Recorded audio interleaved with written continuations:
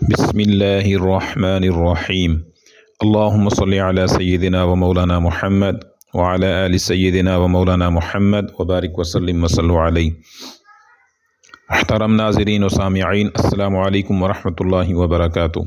अल्लाह ताला की ज़ात से उम्मीद है तमाम अहबाब आफ़ियत से होंगे। हमारी दुआ है अल्लाह ताला सबको अपने हिफ्ज़ व अमान में रखे और अल्लाह ताला दुनिया और आखिरत की खुशियाँ नसीब फरमाए। मुहतरम सामिईन व नाज़रीन, अक्सर साथियों का ये सवाल होता है कि अपने मकान, दुकान, फैक्ट्री और घर वग़ैरह से हवाई और खलाई मखलूक़ात को किस तरह से निकाला जाए।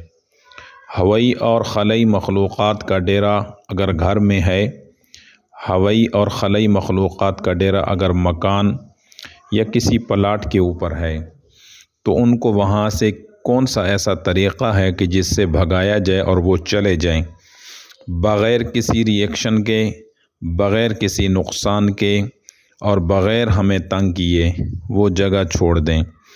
तो उसके लिए मुख्तलिफ़ तरीक़े हैं। हमारे यहाँ जो एक मुजर्रब तरीक़ा है, जो हमारे असातिज़ा और हमारे मदनी दारुश्शिफ़ा की तरफ़ से किया जाता है, वो ऐसा तरीक़ा है कि जिसके करने से वो हवाई और खलाई मखलूक़ात वो जगह छोड़ देती हैं। याद रखें, हवाई और खलाई मखलूक़ात किसी अमल या तावीज़ के ज़रिए से नहीं आती। बाज़ दफ़ा कोई ऐसी जगह उनका ठिकाना होती है जहां हम बाद में बसते हैं। मिसाल के तौर पे किसी प्लाट के ऊपर हमने न्यू मकान बनाया, या कोई प्लाट ख़रीद कर हमने दुकान बनाई, या कोई प्लाट ख़रीद कर हमने वहां फैक्ट्री बनाई। और दूसरा वो होता है कि कोई ऐसा पुराना बंद मकान जो कई सालों से बंद हो और हमने ख़रीद लिया हो और फिर हम उसमें रिहाइश पजीर हो चुके हों। तो ऐसी जगहों पर हवाई और खलाई मखलूक़ात अपना ठिकाना बना लेती हैं, जो मकानात या कोई ऐसे प्लाट वग़ैरह काफ़ी अरसे तक बंद रहते हैं। फिर जब वहाँ पर इंसानों का बसेरा होता है और इंसान रिहाइश पजीर होता है, तो वो चीज़ें हवाई और खलाई मखलूक़ात शरारतें करती हैं और अक्सर औक़ात में वो तंग करती रहती हैं। और बाज़ दफ़ा वो अपना एहसास भी दिलाती हैं कि जैसा घर के अंदर दरवाज़े का ख़ुद ब खुद खुलना बंद होना, लाइट का ख़ुद ऑन और ऑफ़ होना, और इसी तरह बाज़ दफ़ा छत के ऊपर दौड़ने की, भागने की आवाज़ें आना, या घर में ऐसा महसूस होना कि जैसा किसी ने हमें बुलाया हो या जिस तरह हमें किसी ने हमारे नाम से आवाज़ लगाई हो। ये हवाई और खलाई मखलूक़ात का बसेरा जहाँ होता है, वहाँ पर इस तरह के मामलात होते हैं। तो इन चीज़ों को बग़ैर किसी ऐसे तरीके से कि जिससे हमें नुकसान भी ना हो और वो चीज़ें भी चली जाएं, तो इसके लिए एक मुजर्रब तरीक़ा आपके सामने रखते हैं। अगर आपके मकान, दुकान, फैक्ट्री, प्लाट वग़ैरह पर हवाई और खलाई मखलूक़ात का कब्ज़ा है, तो आप इस तरीके से हवाई और खलाई मखलूक़ात को वहाँ से भगा सकते हैं। उसका तरीका ये है, जिसको हमने रूहानी सदका कहा, यानी इसको सदका कहा जाएगा जो हम उनको देंगे। और वो सदका हम उनको किस तरह, किस चीज़ का देंगे? वो सदका है कि आप साबित हड्डियाँ ढूंढ लें।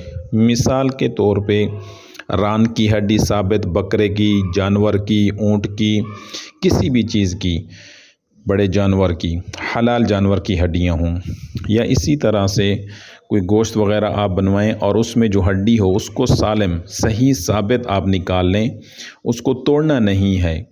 यानी काफ़ी मिक़दार में हड्डियाँ जमा कर लें और उनको 15 से 20 दिन के लिए किसी सफ़ेद रंग के कपड़े में बांध के घर में रख दें। किसी एक कोने में रख दें, कहीं ऊपर गैलरी में रख दें, किसी एक साइड पे रख दें और वो वहाँ पे पड़ी रहें। 15 से 20 दिन के बाद वो हड्डियाँ देखना या तो ख़ुद गायब हो जाएंगी या वो हड्डियाँ काफ़ी बुसीदा हो जाएंगी। अगर वो हड्डियाँ ख़ुद ब खुद गायब हो जाएं तो समझें वो खलाई और हवाई मखलूक़ात वहाँ से चली गई है। अगर वो हड्डियाँ बुसीदा होकर ख़ुद टूट फूट का शिकार हो चुकी हैं, तो फिर भी आप ये समझ लें कि उन हड्डियों से आपका काम हो चुका है।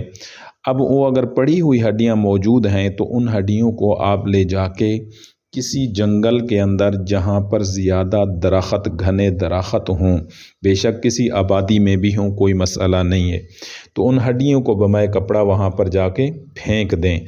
तो इससे ये होगा कि इंशाअल्लाह ताला वो हवाई और खलाई मखलूक़ात ख़ुद ब खुद आपके घर से चली जाएंगी और वो आपके घर, मकान, दुकान, फैक्ट्री को भी छोड़ देंगी। इसको कहा जाएगा खलाई और हवाई मखलूक़ात का सदका। तो इस अंदाज़ और इस तरीके से अगर आपके घर में, फैक्ट्री, दुकान, मकान में कोई मसला है तो आप ये सदका देकर, उनको हड्डियों का सदका देकर वहाँ से भगा सकते हैं और वो आपको नुकसान भी नहीं देंगे। इस अमल की और इस तरीके की तमाम हज़रात को इजाज़त है। ये अमल करें और इससे फ़ायदा उठाइए। अस्सलाम।